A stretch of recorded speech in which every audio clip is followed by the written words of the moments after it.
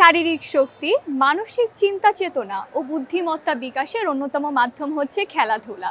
তাই স্কুল জীবনের শুরু থেকে খেলাধুলা নিয়মিত করা চাই।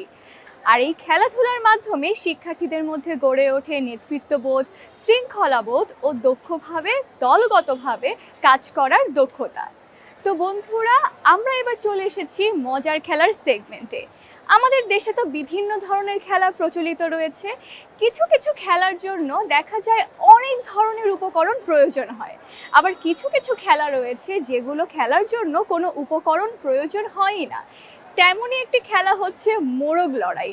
বুঝতেই পারছো, এবারে আমরা বন্ধুদের মোরগ লড়াই উপভোগ করব। আর এই খেলায় আমার সাথে সহযোগিতা করবেন এই স্কুলের শিক্ষক মনির স্যার। স্যার আসুন। কেমন আছেন স্যার? জি ভালো, আপনি কেমন আছেন? জি ভালো আছি। আপনি তো নিশ্চয়ই নিয়মটা জানেন কিভাবে মোরগ লড়াই করতে হবে, আর শিক্ষার্থীদেরকে যদি আপনি সেই নিয়মগুলো বুঝিয়ে দেন তাহলে সবাই খুব উপকৃত হবে। নিয়মগুলো হলো, আমি যখন তোমাদেরকে রেডি বলবো তখন সবাই কি মোরগ লড়াইয়ের জন্য খেলার জন্য প্রস্তুতি নেবে। সবাই কি করবে? হাত বাঁধবে, পা বাঁধবে। যখন আমি বাঁশি দিব, বাঁশি দেওয়ার পর তোমরা খেলা শুরু করবে। তারপরে আমরা এক এক করে যারা পড়ে যাবে, মারা পড়বে, তাদেরকে কি করবো? আমরা সরাই ফেলবো। সবাই রেডি? ওকে, 1 2 3 স্যার বাঁশি।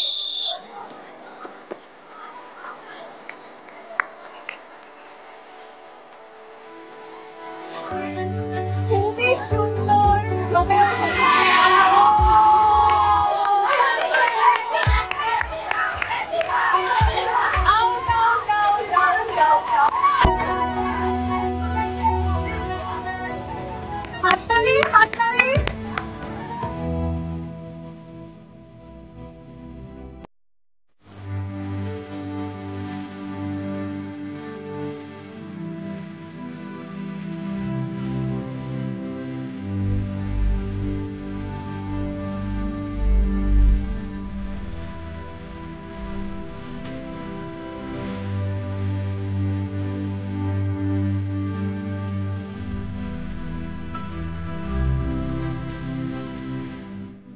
বন্ধুরা, আমরা পেয়ে গেছি আজকে মোরগ লড়াই প্রতিযোগিতায় 3 বিজয়ীকে।